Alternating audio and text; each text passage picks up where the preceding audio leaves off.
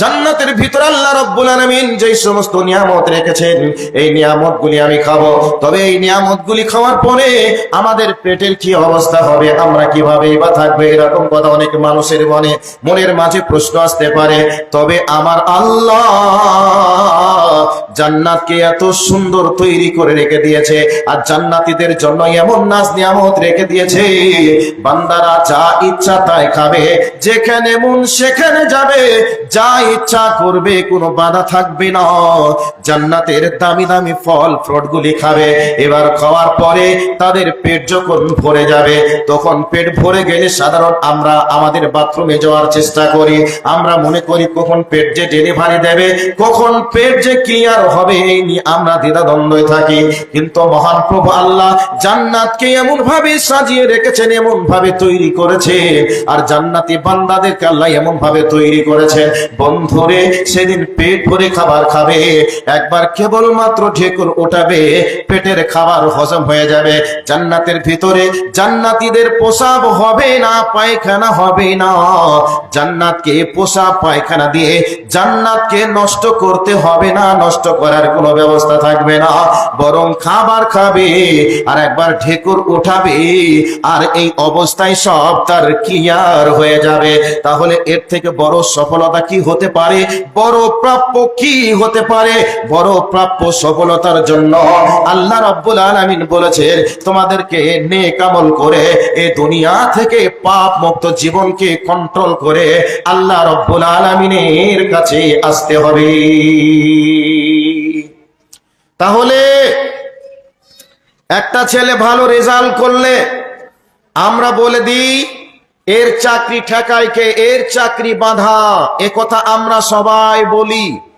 যদি একটা গ্রামের মধ্যে ছেলেটা ফার্স্ট ক্লাস ফার্স্ট হয়, সব সাবজেক্টে যদি এ প্লাস পায়, গোল্ডেন পায়, তাহলে ওই ব্যক্তির জন্য একটা পাগলেও বলে দেয় এর চাকরি ঠেকায় কে, এর চাকরি হবেই হবে, এ কথা আমরা বলি।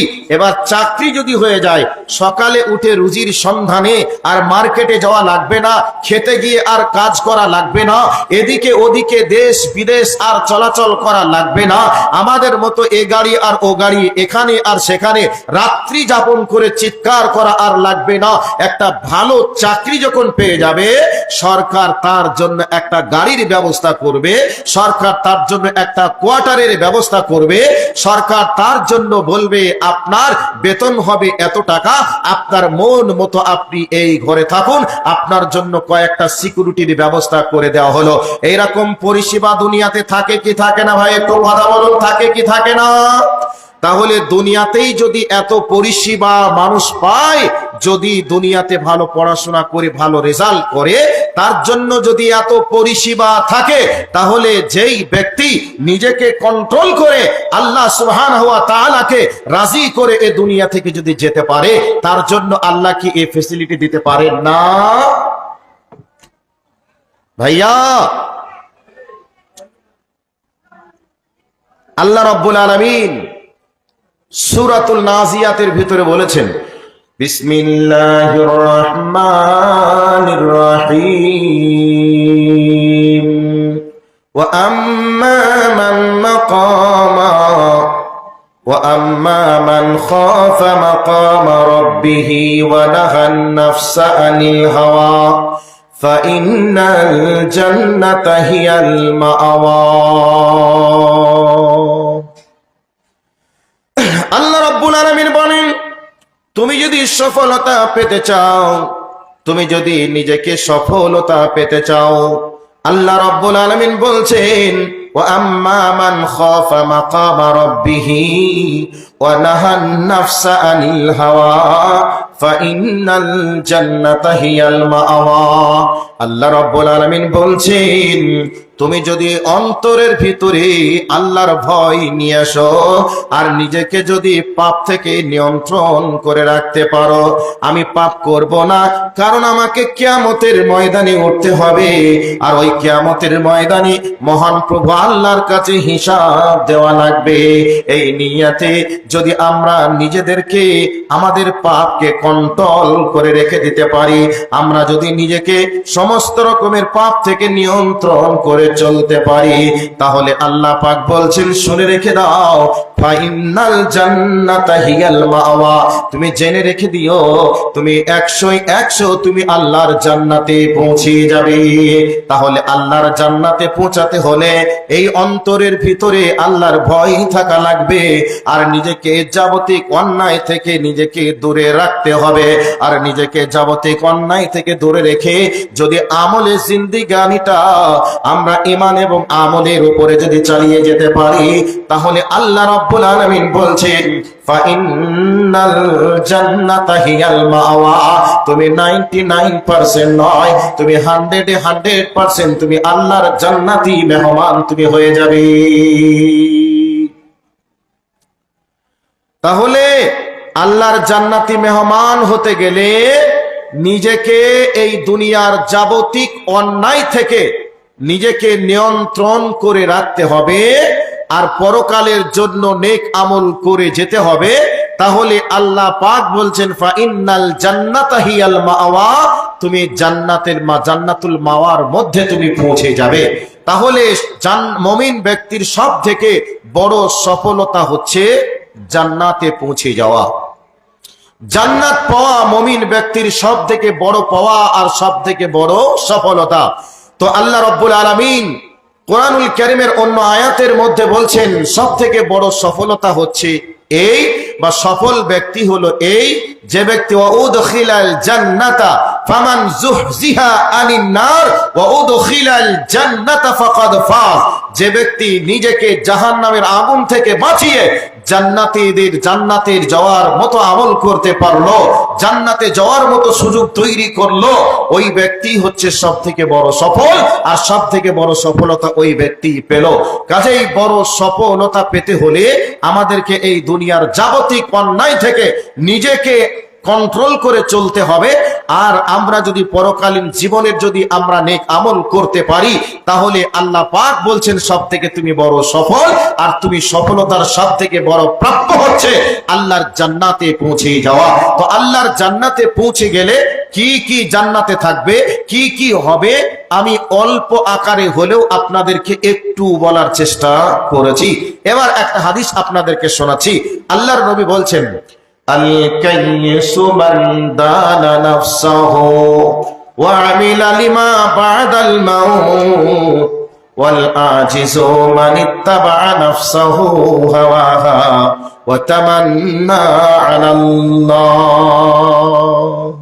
বড় সফল ওই ব্যক্তি যে ব্যক্তি আল কাইয়িসু মান দানা নাফসাহু, যে ব্যক্তি নিজের নাফসকে কন্ট্রোল করে নিল, পাপ থেকে নিজেকে রুকে দিল বা রুকে নিল, ওয়া আমিলা লিমা বা'দাল মাউত, এবং মরণের পরের জন্য নেক আমল করে আখিরাতের ব্যাংকে জমা রাখলো।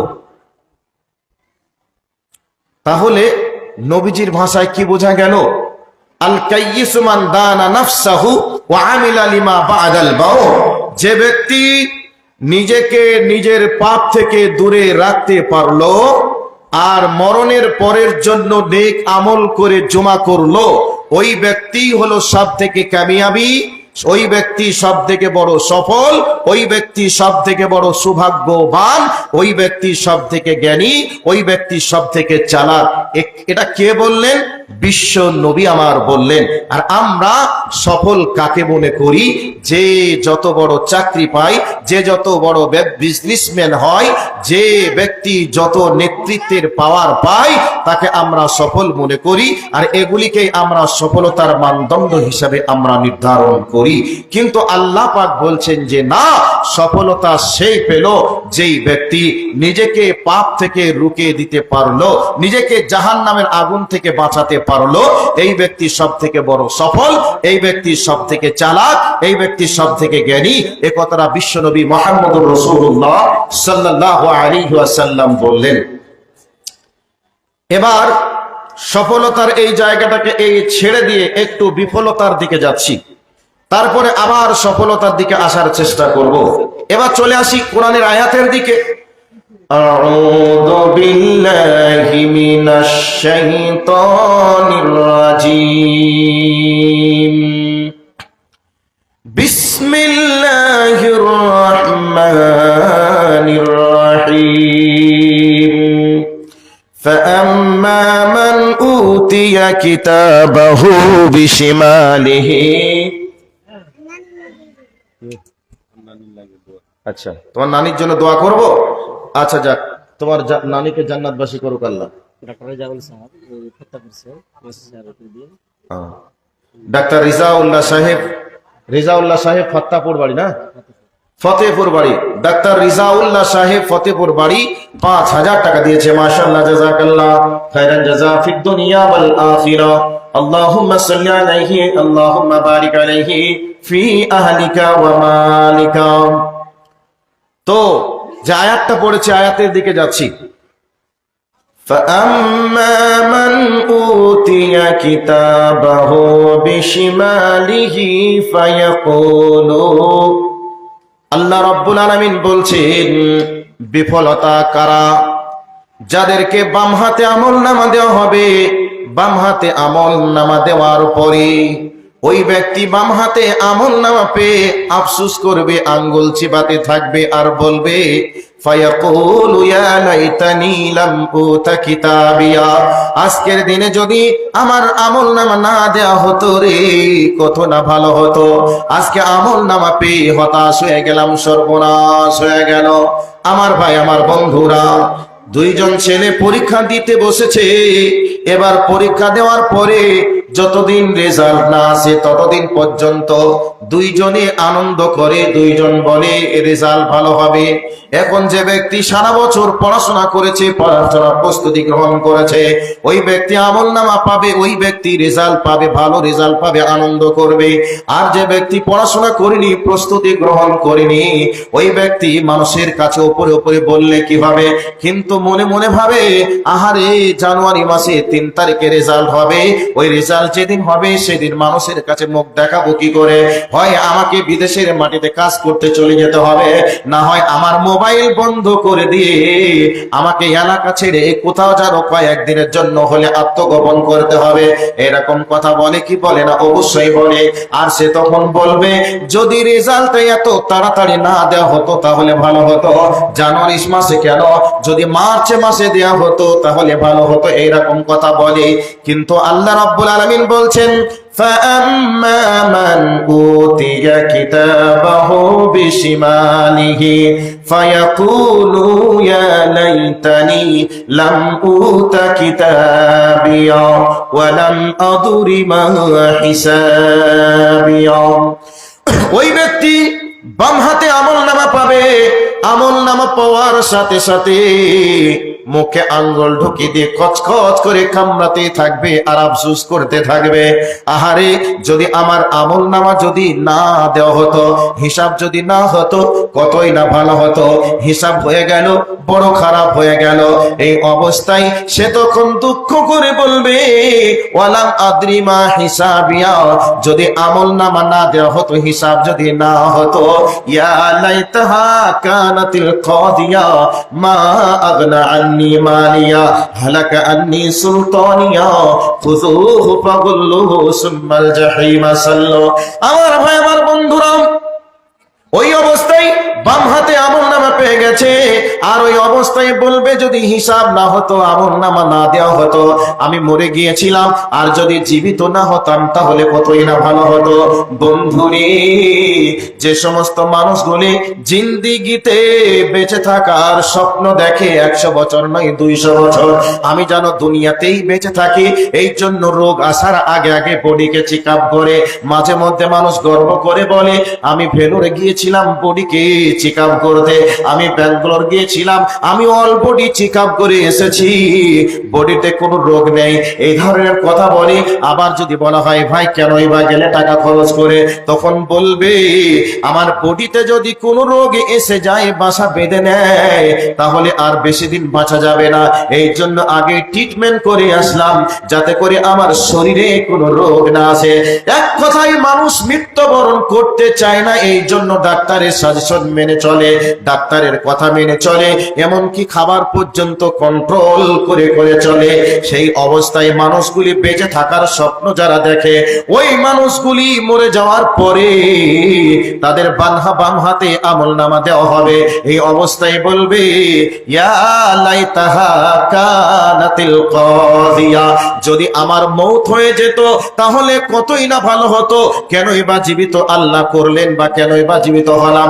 যদি একবারে মরে যেতাম, নষ্ট হয়ে যেতাম, আর যদি জীবিত না হতাম তাহলে কতই না ভালো হতো।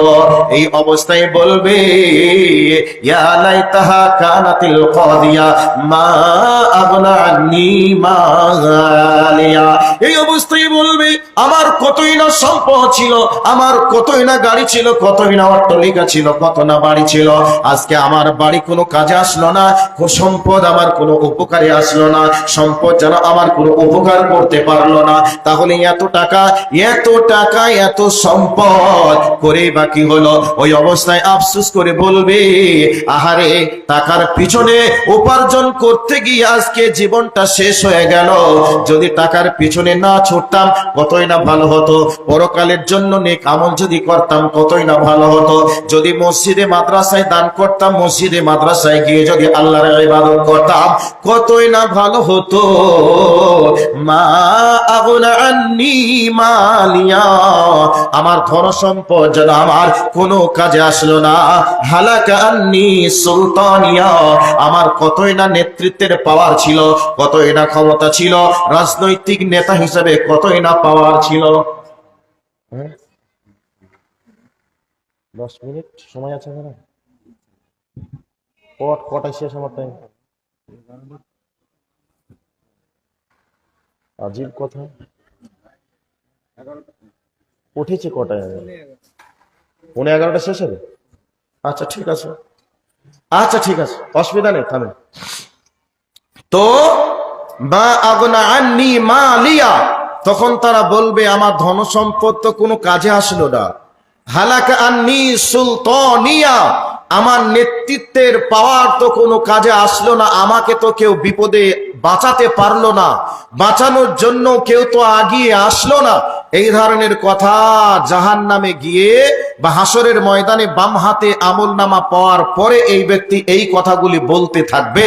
এমতো অবস্থায় আল্লাহ পাক বলবেন খুযুহু ফাগুল্লুহু সুম্মাল জাহিমা সাল্লু, এই কথা বলবে জিকে ধরো আর 70 হাত লোহার জিঞ্জিরিকে পড়াও আর একেই জাহান্নামের মধ্যে নিক্ষেপ করো।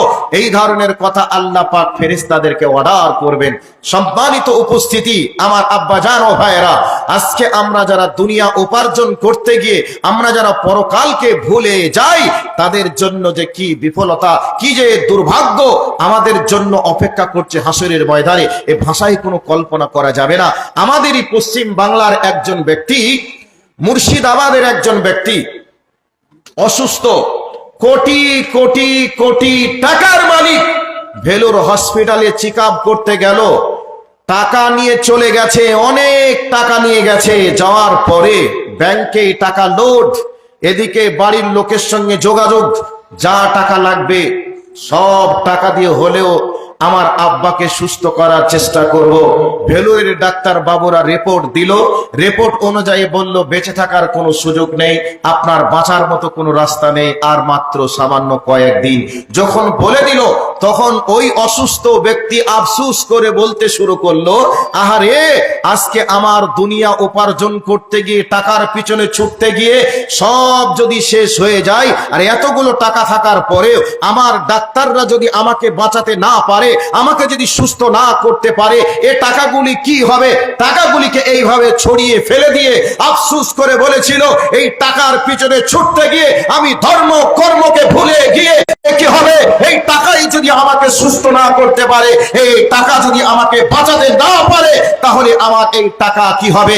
তাই পরকালে মানুষেরা আফসোস করে বলবে, মা আগনা আন্নী মালিয়া, আমার মাল কি হলো? আমার মাল তো কোনো কাজে আসলো না। হালাকা আন্নী সুলতানিয়া, আমার নেতৃত্ব, আমার ক্ষমতা সবকিছু তো শেষ হয়ে গেল, আমার তো কেউ কোনো উপকার করতে পারলো না। সম্মানিত উপস্থিতি, সেই দিন মানুষ এত বড় বিফলতার মধ্যে পড়ে আঙ্গুল চিবাবে আর আফসোস করবে, আর আঙ্গুল চিবাবে আর সেদিন কান্না কান্না করবে, কি করলাম জীবনে। যদি আমরা কোরআন হাদিস মেনে যদি চলতাম তাহলে এই ভয়াবহ বিপদের মধ্যে আমাদেরকে পড়তে হতো না, এ কথা বলবে আর মানুষ সেদিন আফসোস করবে। সম্মানিত উপস্থিতি, আল্লাহ সুবহানাহু ওয়া তাআলা আবারও একটা আয়াতের মধ্যে বলেছেন, وَمَنْ أَعْرَضَ عَنْ ذِكْرِي فَإِنَّ لَهُ مَعِيشَةً ضَنكًا وَنَحْشُرُهُ يَوْمَ الْقِيَامَةِ أَعْمَى। আল্লাহ রাব্বুল আলামিন বলেন, ওই ব্যক্তির থেকে বড় বিফলতা আর কার হতে পারে বা কে হতে পারে, যেই ব্যক্তি আল্লাহর কোরআন থেকে মুখ ফিরিয়ে নিয়েছে, আল্লাহর স্মরণ থেকে মুখ ফিরিয়ে নিয়েছে, আল্লাহর কোরআন থেকে, নবীর আদর্শ থেকে মুখ ফিরিয়ে নিয়েছে, এই ব্যক্তিকে আল্লাহ রাব্বুল আলামিন কিয়ামতের ময়দানে আন যিকরি ফা ইন্না লাহু মাঈশাতাও যানকা, আল্লাহ রাব্বুল আলামিন বলছে তার জীবনকে আল্লাহ রাব্বুল আলামিন সংকুচিত করে দিবেন। সংকুচিতর কয়েকটা রূপরেখার কথা আল্লাহ আলোচনা করেছেন। মুহাদ্দিসিনে কেরাম, মুফাসসিরিনে কেরাম কয়েকটি এখানে পয়েন্ট আউট করেছেন। কেউ বলেছে পরকালের জীবনকে সংকুচিত করবেন, কেউ বলেছেন কবরের জীবনকে সংকুচিত করবেন, কেউ বলেছেন না এই দুনিয়াতেই সংকুচিত করবেন। দুনিয়ায় সংকুচিত বলতে ছেলে কথা শুনবে না, মেয়ে কথা শুনবে না, স্ত্রী করবে পরকিয়া, স্ত্রী নিজের স্বামীর আনুগত্য করবে না, এর নাম হচ্ছে জীবন সংকুচিত হয়ে যাওয়া। ও তখন দুঃখ করে বলবে এ জীবনটা থুয়েই বা লাভ কি, এ জীবন রেখেই বা লাভ কি, বেঁচে থাকার থেকেই মরাই ভালো, এইরকম কথা বলবে আর আফসোস করবে, মনেতে কোনো শান্তি পাবে না। এই শান্তি দেওয়ার মালিক কে? একটু আওয়াজ দিয়ে বলুন তো, শান্তি দেওয়ার মালিক কে? আল্লাহ। তো সেই আল্লাহ থেকে আমি আর আপনি যদি সরে যাই, তো সেই আল্লাহই বলছেন তোমার জীবনকে আমি সংকুচিত করব। তোমার ছেলেকে মনে করবে আমি ডাক্তার বানাবো, ছেলেকে মনে করবে ইঞ্জিনিয়ার বানাবো। কবে যেন ছেলে তলায় তলায় বন্ধুদের পাল্লায় পড়ে মদের বোতল ধরে, এবা খাই, মদ খাই, গেজা খাই, তাড়ি খায়, রাতের অন্ধকারে এসে মায়ের শাড়ি পর্যন্ত চুরি করে বিক্রি করে। আচ্ছা, বাপ যখন এই ছেলের এই দৃশ্যটা দেখবে, তখন বাপ আর নিজের জীবনকে বাঁচিয়ে রাখার চেষ্টা করবে না আফসোস করে বলবে আহারে কি আমি মানুষ করলাম, তোকে স্কুলে ভর্তি করলাম, কলেজে ভর্তি করলাম, লক্ষ লক্ষ টাকা খরচ করলাম, এরপরে তুই মদের বোতল ধরলি, আজকে তুই এবার বোতল ধরলি, আজকে তুই হিরোইন খাওয়া শিখলি, এই ধরনের কথা বলে বাপ আফসোস করবে কি করবে না? তো আল্লাহ পাক বলছেন ওয়ামান আ'রাদা আন যিকরি ফাইন্না লাহু মাঈশাতাও যানকা ওয়া নাহশুরুহু ইয়াওমাল কিয়ামাতি আ'মা। আল্লাহ রাব্বুল আলামিন বলেন, তুমি যদি আমার নিদর্শন থেকে, আমার স্মরণ থেকে তুমি যদি নিজেকে রুখে দাও, তুমি যদি নিয়ন্ত্রণ করে নাও, তাহলে তুমি শুনে রেখে দাও আমি আল্লাহ তোমার জীবনকে সংকুচিত করে দেব, এবং কিয়ামতের মাঠে তুমি যখন উঠবে তোমার আর চোখ থাকবে না, তুমি অন্ধ হয়ে উঠবে। আমার ভাই, আমার বন্ধুরা, অন্ধ করে আল্লাহ কেন ওঠাবে? এই দুনিয়াতে আল্লাহ দেওয়া গাইডলাইন, কোরআনকে পাঠিয়েছেন, হাদিসকে পাঠিয়েছেন। এই কোরআন এবং হাদিস মতো দুনিয়াতে চলেনি, দুনিয়াতে না চলার অপরাধে আল্লাহ কিয়ামতের ময়দানে তাকে অন্ধ করে ওঠাবে। মনে মনে ভেবেছে ছেলের একটা ভালো পাত্রী দেখে বিয়ে দিব, মুচির একটা মেয়ের সঙ্গে প্রেম করে ছেলে বলছে আব্বা আমি এই মেয়েকে ছাড়া বাঁচবো না, আমি একেই লাগবে। এই ধরনের কথা বর্তমান সময়ে ছেলেরা বলে কি বলে না? মেয়ের জন্য একটা সুপাত্র, ছেলে ইঞ্জিনিয়ার হবে, ডাক্তার হবে, ভালো একটা ছেলে দেখে আমার মেয়ের বিয়ে দিয়ে জামাই বানিয়ে নিয়ে আসবো। রিক্সা চালকের মেয়ের সঙ্গে, রিক্সা চালকের ছেলের সঙ্গে প্রেমে আসক্ত হয়ে গেছে মেয়ে, একটা মদ ঘরের সঙ্গে প্রেম করে মেয়ে তখন বলছে আব্বু আমি ওকে ছাড়া বাঁচবই না, ওকে আমায় দিতেই হবে। এই কথা বাপ যখন ছেলের মেয়ের মুখ থেকে শোনে, মেয়ের বাপ শোনার পরে ওর নিজের জীবনটাকে আর জীবন বলে মনে করবে, রাত্রে শুয়ে কি আর ঘুম হবে? অসম্ভব হতে পারে না, অসম্ভব হতে পারে না। পকেটে টাকা আছে, আপনি মার্কেটে গিয়ে আপনি ভালো কম্বল, ভালো দামি লেপ আপনি কিনে নিয়ে আসতে পারেন, কিন্তু আপনি বাজার থেকে বলতে পারেন নাই যে আমাকে 2 কিলো ঘুম দেন, আমি রাত্রিতে শান্তির সহিত আমি বিছানাতে একটু ঘুমাবো। আপনার টাকা আছে, সুখ থাকতে পারে, কিন্তু আপনার শান্তি থাকতে পারে না। টাকা দিয়ে আপনি লেপ কেতা ভালো দামি খাট বিছানা কিনে আনতে পারেন, কিন্তু শান্তির ঘুম আপনি পেতে পারেন না। যেই আল্লাহ আপনাকে শান্তি দিতে পারেন, সেই আল্লাহ থেকে যদি আপনি মুখ ফিরিয়ে নেন, তাহলে আপনার জীবনকে সংকুচিত করবেই। আল্লাহ কোরআনে বলেছেন পরকালে আপনাকে অন্ধ অবস্থায় হাসরের মাঠে আপনাকে উঠাবে। এমতো অবস্থায় আল্লাহকে আপনি বলবেন যে আল্লাহ আমি তো দুনিয়াতেই দৃষ্টিমান ছিলাম, আমার চোখ ছিল, আমি তো সব দেখেছিলাম, ইংরেজি দেখেছিলাম, বাংলা দেখেছিলাম, সিনেমা দেখেছিলাম, ভিডিও দেখেছিলাম। এই ধরনের কথাগুলি মানুষ সেদিন বলবে আমি তো দুনিয়ায় দৃষ্টিমান ছিলাম, এক কথা সব কিছু দেখেছিলাম, এখন তুমি কেন আমাকে অন্ধ করে উঠালে? তুমি একটু আমারে বলো।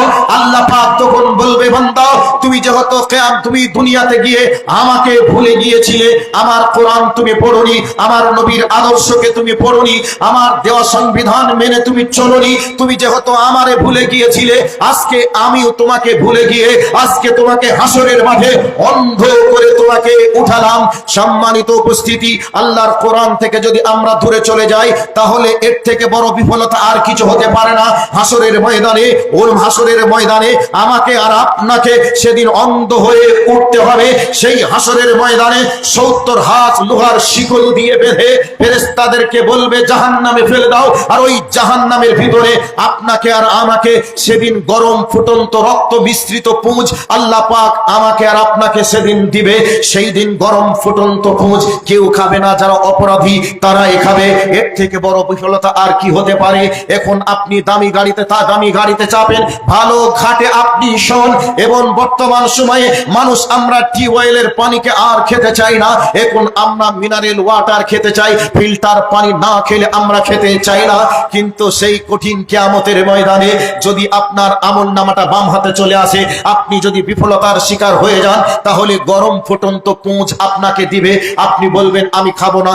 আপনি খাবেন না এ কথা নয়, আপনাকে খেতেই হবে, এটাই চূড়ান্ত সত্য। আপনি জেলখানায় যান, আপনি কি জেলখানায় যান না আপনাকে জেলখানা যেতে হয়? আপনাকে পিটানি কেউ পিটানি আপনি নিজে খান না আপনি অপরাধ করার কারণে আপনাকে পিটানি খেতে হয়? কিয়ামতের ময়দানে আপনি খাবো না এ কথা নয়, আল্লাহ পাক বলছেন তোমাকে খেতে হবে, এ কথাই চূড়ান্ত সত্য। কাজেই বিফলতার শিকার না হওয়ার পূর্বে বিফল মহা কাল কিয়ামতের মাঠে মহা দিবসে ডান হাতে আমলনামা নেওয়ার জন্য আমাদেরকে এই দুনিয়ায় প্রস্তুতি গ্রহণ করা লাগবে। একটা ছাত্র যেমন প্রস্তুতি গ্রহণ করে, ভালো রেজাল্ট করে আনন্দ চিত্তে মানুষকে বলে আমার আমলনামা পড়ো, তো আমরাও হাসরের মাঠে সেই দিন মানুষকে বলবো হা ও বুকরাও কিতাবিয়া, আমার আমলনামাটা পড়ে দেখো। আমরা সেই দিকের আমল যেন নেকি দ্বারা রূপান্তরিত করে। একটু আগেই তো শুনলেন যে বাম হাতে আমলনামা পেয়ে যাবে, আর তখন বলবে আমার সম্পদ কি হলো, আমার নেতৃত্ব কোথায় গেল, এই উপার্জন করে কি হলো কি হবে, এই বলে আফসুস করা লাগবে। কাজেই সেই আফসুস সেদিনে করে কোনো লাভ হবে না। এখন থেকে আমাদেরকে আফসুস করে পরকালীন প্রস্তুতি গ্রহণ করতে হবে। এ কথা আল্লাহ বলেছেন, রসুল বলেছেন। এবার নবীজি আর একটা হাদিস বলেছেন, হাদিসটা শেষ করে দিই। ওয়াল আজিসু মান ইত্তাবা নাফসাহু হাওয়াহা ওয়া তামান্না আলাল্লাহ। আল্লাহর নবী বলছেন সবথেকে বড় বিফল সেই ব্যক্তি, সবথেকে বড় দুর্ভাগা ওই ব্যক্তি যেই ব্যক্তি নিজের নাফসকে কন্ট্রোল করতে পারলো না, শয়তানের পায়রবি করে দুনিয়ায় চললো, আখিরাতের জন্য নেক আমল করে তার আমল নামায় জমা করতে পারলো না, বরং আখিরাতে তার আমল নামায় পাপকে জমা করলো, এর থেকে বড় পাপী অপরাধী হতভাগা আর কেউ হতে পারে না। কাজেই আমরা মুমিন মুসলমান হিসাবে আমাদেরকে আল্লাহ রসুল গাইডলাইন দিয়েছেন, আমরা সেই গাইডলাইন মেনে আমরা চলবো। আর আমরা আল্লাহর কাছে আশা রাখবো, আল্লাহ আমার জিন্দেগির পাপগুলিকে ক্ষমা করে দিয়ে আমাদের ডান হাতে আমলনামা দিয়ে তুমি আমাদেরকে জান্নাতি মেহমান করিও।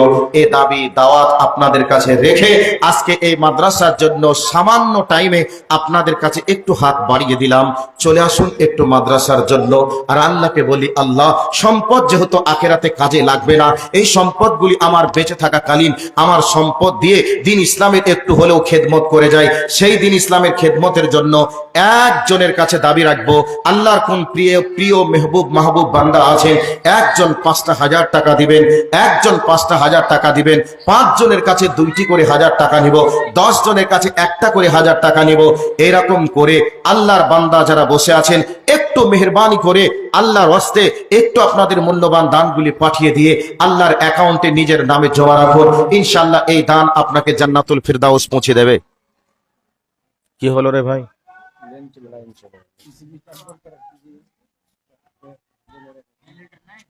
মহিলাদের থেকে 12,250 এসেছিল প্রথমে, তারপরে 5,000 এটা করে দিবে। আচ্ছা আচ্ছা আচ্ছা।